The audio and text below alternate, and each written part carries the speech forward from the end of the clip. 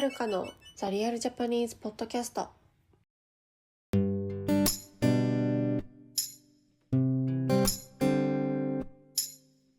い、皆さんこんにちは。お元気でしょうか。はーい。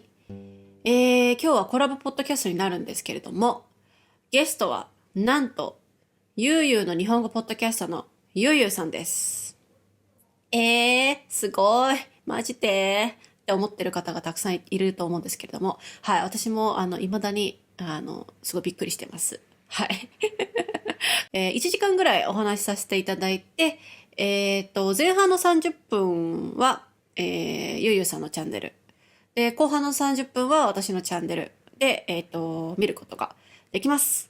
で、ちょっとね、謝りたいことがありまして、すごいね、私の音声がね、超悪くて、ちょっとね、いろいろあってね、レンタルオフィスを借りたんですけど、レンタルオフィスの換気扇がマジうるさくて、止められなくて、で、なんかちょっと私の声がちょっと聞きにくくて、多分ちょっとイライラしちゃうかもしれないんですけど、すいませんっていうのを先に謝っておきます。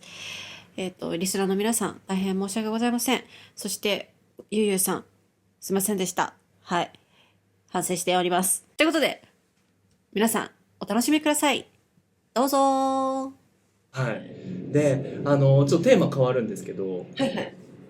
もう一個聞こうと思っていたことがあって、うん。コラボのね、コラボをお誘いした理由のもう一つが、はい。こう30歳になって結構悩んでらっしゃるっていうポッドキャストを、お恥ずかしい。それちょっと NG 大丈夫です。いや、大丈夫ですよ。大丈夫です。大丈夫です。うん。なんか、僕がちょうど、このプロジェクトを始めたのが29歳とか30歳の頃で、ちょうど多分はるかさんのお年になるのが僕の今の4年前だったので、はい。もうめちゃくちゃ気持ち分かって、やっぱ誰しもが通る道なんですかね。この悩みというのは。そうですね。いやなんかその時になんか僕は周りにこう相談できる人がいたんですけど、はい。大丈夫かなと思って。そう優しすぎる。いやいやいやいや優しすぎる。そうか。ちなみにゆうゆう先生は29あたりの時にどんな悩みをされてたんですか？そうですね。29の時にはもう何をやったらいいか分かんなくなっちゃってましたね。なるほど。仕事でってことですか？そうですね。うん。プライベートではそんな悩むことがあんまりなかったんですけど、うん。仕事関係で悠々日本語っていうチャンネルをやってたんですけど、はいはい。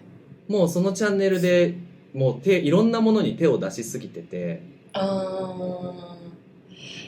ほどね。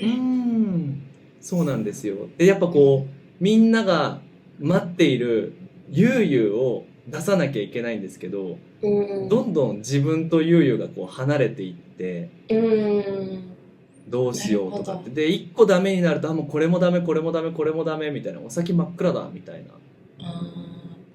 いや、なんか私は全然今 YouTube とかポッドキャストとか、そんなにたくさんリスナーさんがたくさんいるんですけど、そんな多分ゆうゆう先生に比べると全然少ないから、その何十万人っていう登録者がいると嬉しい反面多分すごくプレッシャーもあるんだなってすごい思ってて、まあそうですね。ね。でなんか常にやっぱ面白いものを提供しなきゃいけない、新しいものって思うと次何すればいいだろうっていう悩みが出てきそうだなってすごい思いますね。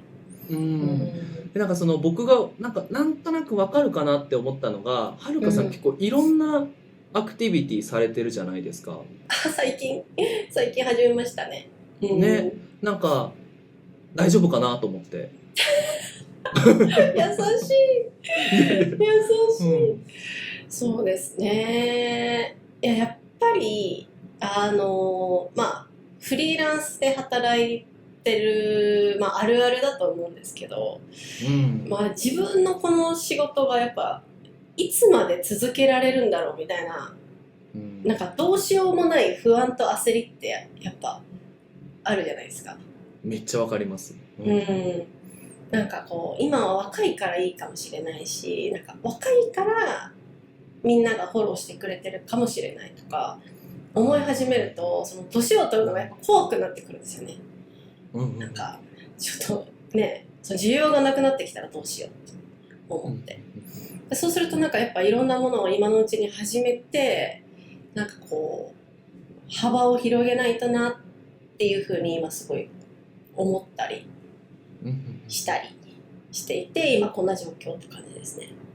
なるほど。こうちょっと難しい言葉でね、生存戦略的な、生き残るためのオプションをこう増やしていくのって辛いっすよね。そう、守られてない、会社のようにね守られてるわけじゃないし、誰かが助けてくれる環境じゃないので、そうね、全く同じだと思うんですけど、多分、その将来のそのフリーランスのなんかね、不安みたいなのがやっぱ感じますね、この30になると。ちなみにフリーランサーとしてこうスタートしたのは何歳頃だったんですか？コロナと同時なんで、3年4年前、26、7歳かなの時ですね。じゃあ僕と大体同じぐらいですかね。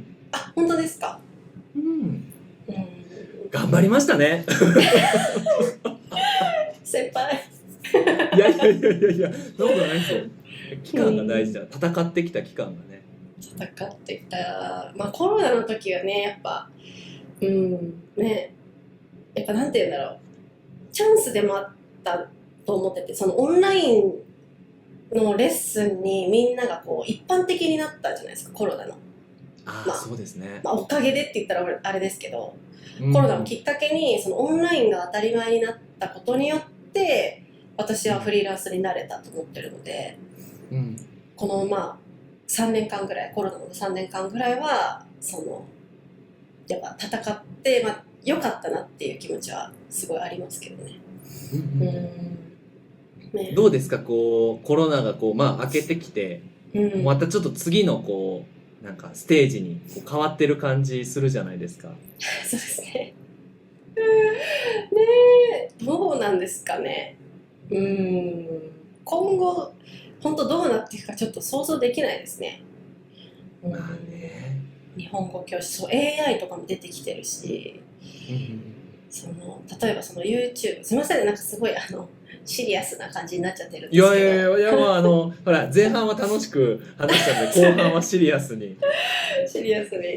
なんか例えば YouTube とかもそのロング動画よりもそのショート動画になんていうの移行してる人が多くて、みんなショート動画しか見ない人とかも増えてきてて、とかで、そうなるとなんか自分このままで大丈夫かなとか、そのショート動画にチャレンジした方がいいのかなとか、ね、そうもし YouTube がなくなったら次は何になるんだろうとか、結構考えたりして、勝手に不安になりますね。いやなりますよそれは多分ずーっと。ちなみにこうなんかそういうのって答えが見えたり見えなかったりするじゃないですか。なんか分かった気になったけどもう一回冷静に考えてみたらやっぱダメだよなみたいな。どうですか、なんか、今はこう自分なりの答えが見つかっているか、こう全く真っ暗な状態か。いやー、でもいろいろ考えて、本当に自分がやりたいことは何だろうっていうのを今すごい探してる最中で、なんとなくこう道ができてきた感じは今してますね。そうかな。なんか差し支えなければ。でも私やっぱその SNS とかポッドキャストとかも好きなんですけど、やっぱこうオフラインでお話しするのがやっぱ好きって思って、で私はその文法とかを教えるよりもやっぱ会話が好きっていう気持ちがあって、だからできればそのオフラインでやっぱ会話レッスンとか、コミュニティとかをどんどん広げていきたいなと思ってますけど、多分いやー、そういうの必要ですよね。みんな話したいけど話す場所がないって言いますもんね。そうやっぱ東京に来た、私の学生さんとか、日本に引っ越した方とかやっぱ友達がいないとか孤独とかそういうのを抱えているなんていうの勉強の次の問題が出てくるんですよね。結局話す相手がいないとかそういうコミュニティを作れたらなって今思ってますけど。いや、本当ですよね。だって大体日本人だって友達作るの難しいんですからね。そうなんですよね。友達作り、私もそんな得意じゃないんですけどね、でもきっと得意じゃないって思ってる時点で多分何かしらのアイデアはあると思います。ああ、確かにそうなのかもしれない。ね、そう。でもそうか。ゆうゆう先生はでも今後のあります？将来的なビジョンみたいなもの。将来的なビジョンあります。やっぱり今度はハード側を作ろうかなっていう。ハード側とは日本語を勉強する教材を作ろうかなって。すごい。それもこう僕のめっちゃ自分語りしちゃって大丈夫ですか？全然いい、全然僕の日本語教育のモットーは、やっぱ日本語勉強しててよかったなを感じてもらいたい。その瞬間に出会いたいというのがあって、で今のいろんな教材ってその本を見て勉強している時に、日本語勉強しててよかったなって思えるものって少ないかなって。わかります。準備みたいな。そうですね。そうですね。楽しさとか喜びを感じれるかって言われると、そうではないなとは思いますよね。でやっぱ準備してチャレンジしてるっていうよりも準備してる感じがすごくある感じがして、でその準備が長くなればなるほど、準備の自分が大切にしてきたこの準備の時間が大きければ多いほど、チャレンジするときに怖くなると思うんですよね。確かに。いやそれあるあるですね、本当に。なのでそこを準備ではなくチャレンジとして楽しくやっていって、これできるんだったら他のもできんじゃねみたいなのとか、めっちゃ良かった、勉強してて新しいこと知れたわみたいなものを作ろうかなって。でもあんまり想像できないですね、私の今の状況だと。どういう風になるのかすごいワクワクしますね。どんな内容になるとか。別に全然言っても構わないんですけど、純文学を書き直していて。そうなるほど。そうなんですよ。純文学の書き直しとそれをベースにしたオリジナル小説を作ろうと。オリジナル小説。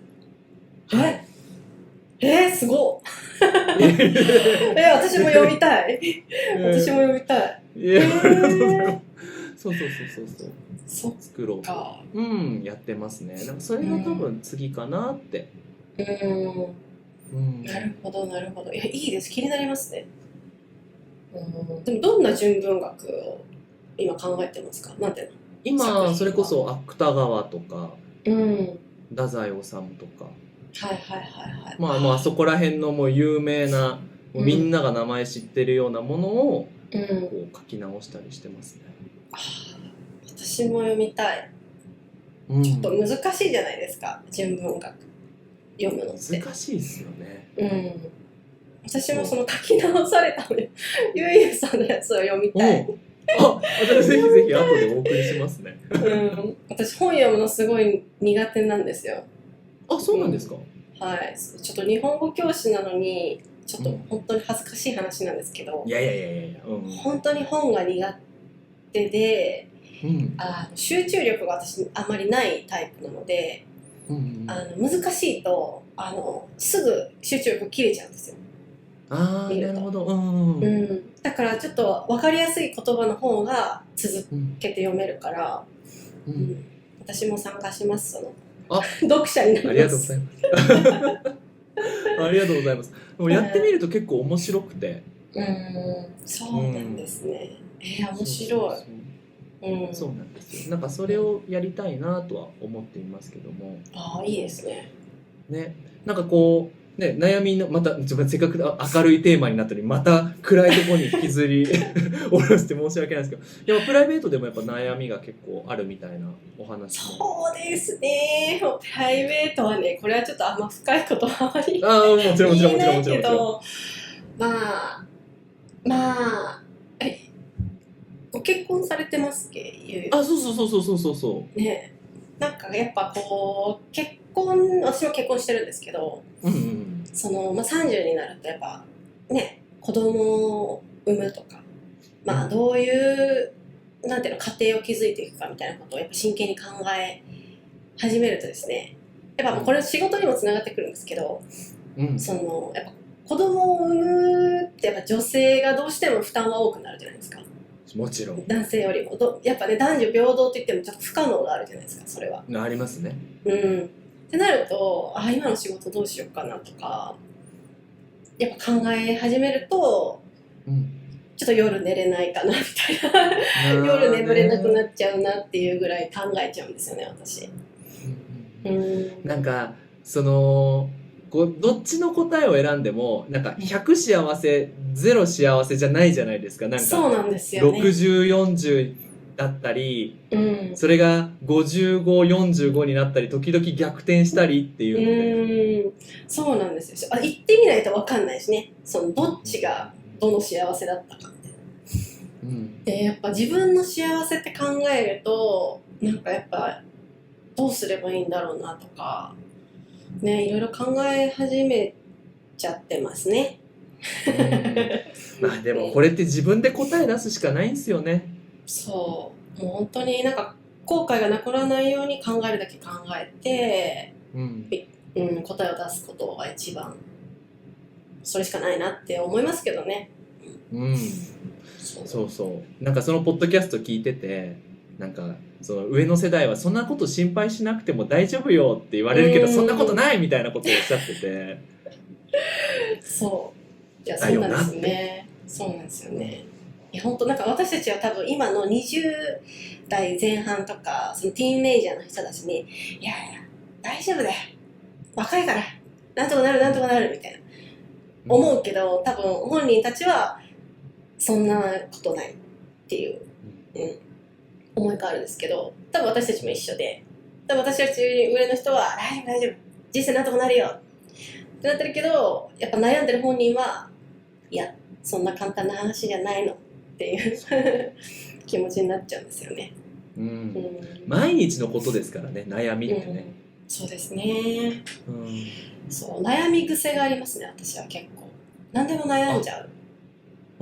悩むっていうか考えちゃうっていう感じがありますね。24時間。24時間、結構。そうなんですよ。よくないんですけど、あんまりずっとこう頭でこうずっと何かを考えてるタイプ。それはやっぱ自分のことだったりとか、自分の生活のことが多いんですか？生活のこととか、あの人なんであんな態度してたんだろうなとか、なんか本当に全てのことを悩むんじゃなくて考えちゃうんですよ。あれってどういう意味なんだろうなとか、なんかいろんなことを考えちゃうんですよ、ずっと。なんかぼーっとする時間がないんですよね。そうだから夜寝るときに結構目がこうはっきりしちゃってて眠れないことがよくあるんですけど、あれですね、生粋のポッドキャスターですね。本当ですか？そうなんですか？でもやっぱ考えてる人じゃないと考え話せないじゃないですか。なるほど。確かにそうかも。そう言語化すること、なんか言語化したい癖があるんですよね。多分それが考えちゃうにつながる、この私の感情は言語化したらどうなるんだろうとかすごい考えちゃう。そうだから多分なんだろうな、こうはるかさんのポッドキャストは深みを感じるというか。本当ですか？いや本当ですよ、本当ですよ。嬉しいけど、なんかこうやっぱ自分も取ってきた身としていろんな方のを聞いて、この方はなんかこう情報を伝えるのが上手だなとか、この方はこう簡略化する、簡単にするのが上手だなとか、確かに特徴がありますよね、それぞれの先生とか。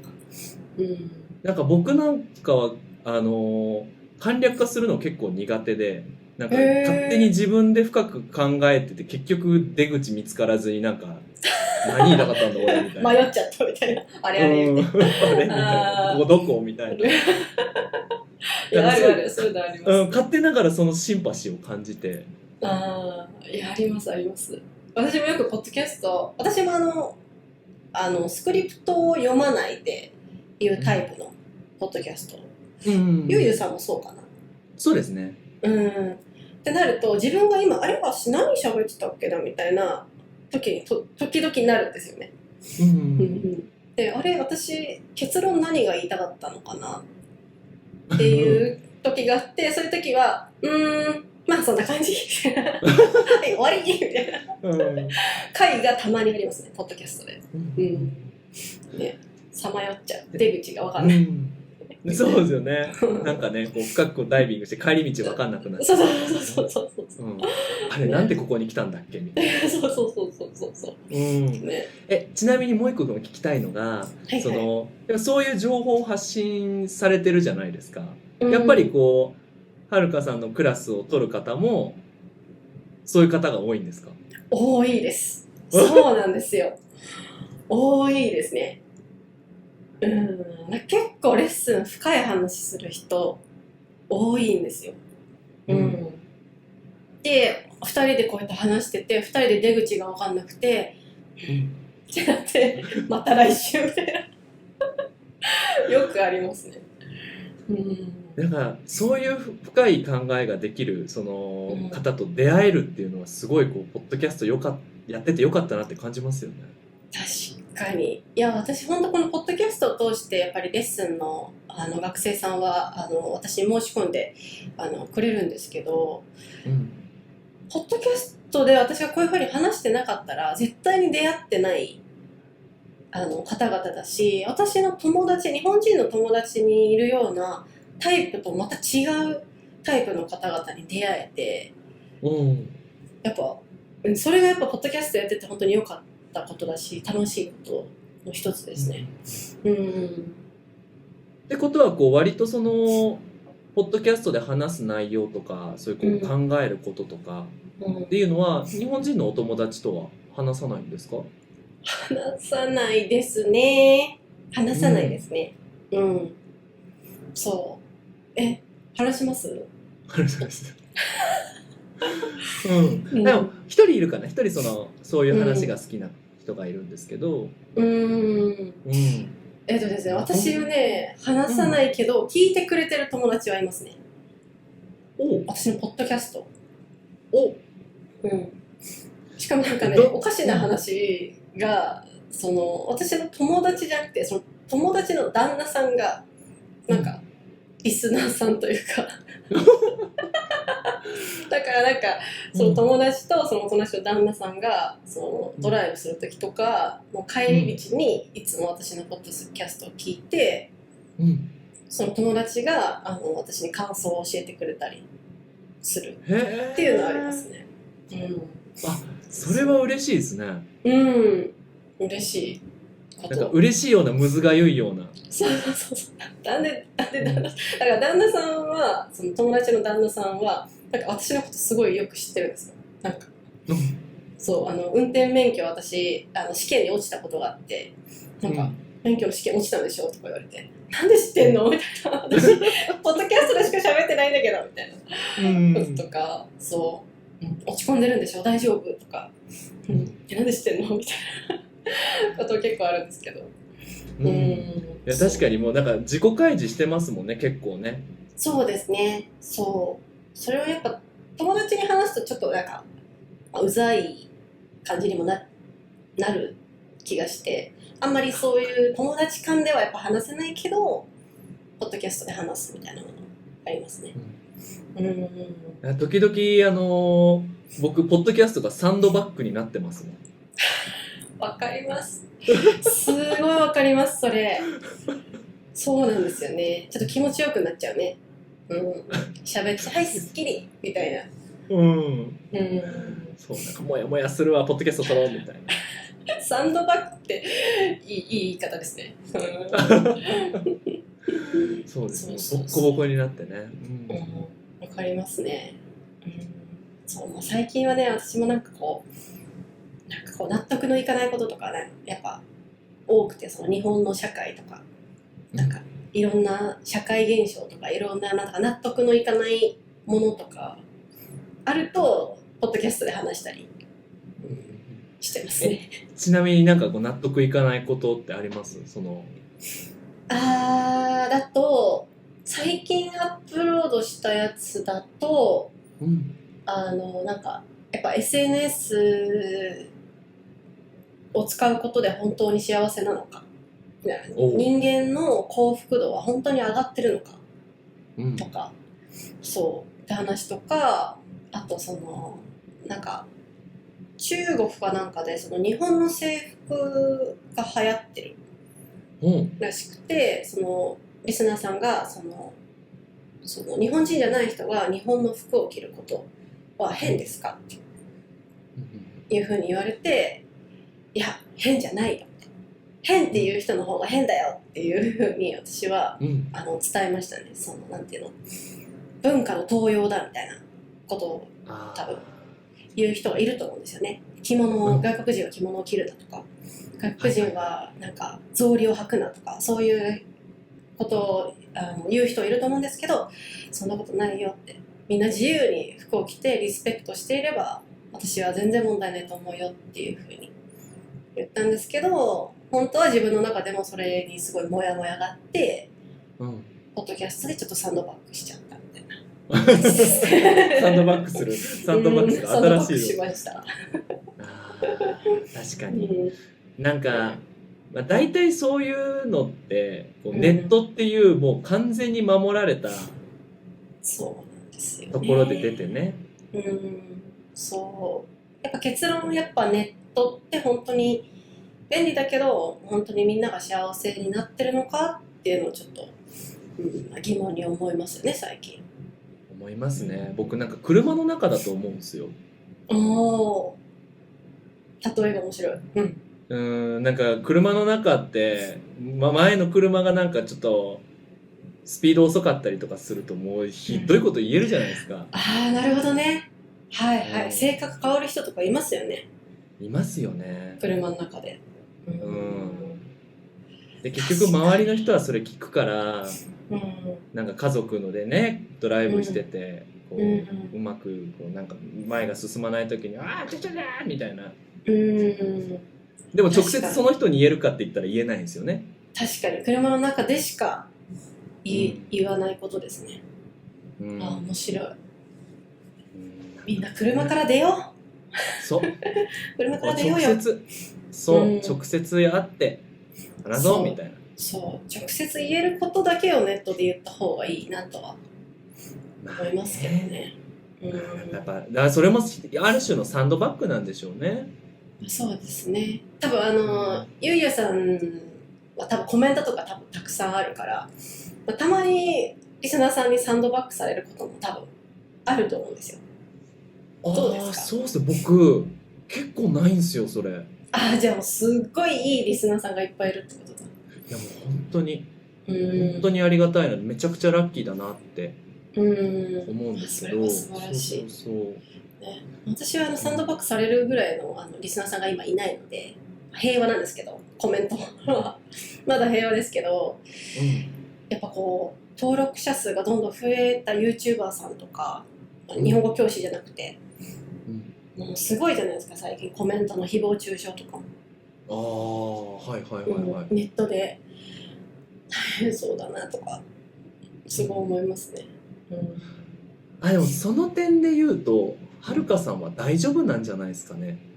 どういうことですか？でも自分のことを話すポッドキャストじゃないですか。自分の考えであったり、自分の人生だったり。はい。だから多分もうはるかランドができてると思うんですよ。はるかランドがちょっとオープンしちゃってる。そう。でもはるかランド大きくなっても小さくなっても、所詮やっぱ、所詮とか言ったらごめんなさいね。はるかランドははるかランドなので。なるほどね。確かに。でも今じゃあ悠々ランドは多分今すごい大きいですけど、その変な人が来ないのは多分悠々ランドは悠々ランドだからっていうことですよ、多分楽しくないと思うんですよね。なるほど。なんかこう張り合いないなみたいな。なるほどね。その悠々ランドに攻撃しても変わんない、から、違うとこ行こうっていうふうに。そうですね。だからこそ多分僕のチャンネルはもうちょっと頭打ち、もうこれ以上は伸びないかなって、伸びなくていいなとも思いますし。なるほど。そっか。いやでも本当に私は全然本当に何回も言いますけど、まだまだ伸びしろがあるぐらいのチャンネル登録者数なんですけど、私も別にすごい伸びたいっていう欲求があるわけじゃなくて、その私のポッドキャストを楽しんでくれて、私のことを理解してくれる人が聞いてくれれば幸せだなって思ってる感じはありますね。そうですね。もうそのまんままっすぐ行ったらいいと思います。ありがとうございます。先輩。めちゃくちゃ上からごめんなさい。いや、先輩。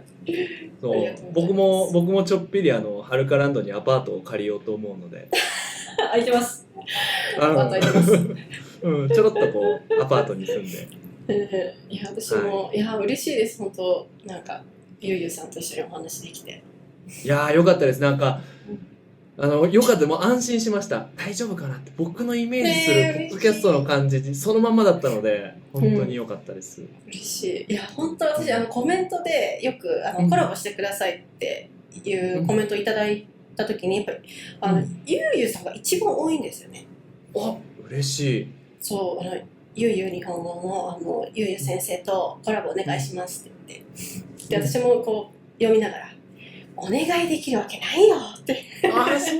いやゆうゆうさんはもう神みたいな神みたいな感じだったから、私なんてお願いできるわけないよって思ってたらメッセージいただいて、本当にびっくりしました。いやーでもこれからもねぜひぜひ1回とは言わず2回3回とぜひなんかアニメとゲームのテーマ決めて話も全然いいし、テーマ決めても全然いいし、ね、深い話だったりお互いにね道に迷いましょう。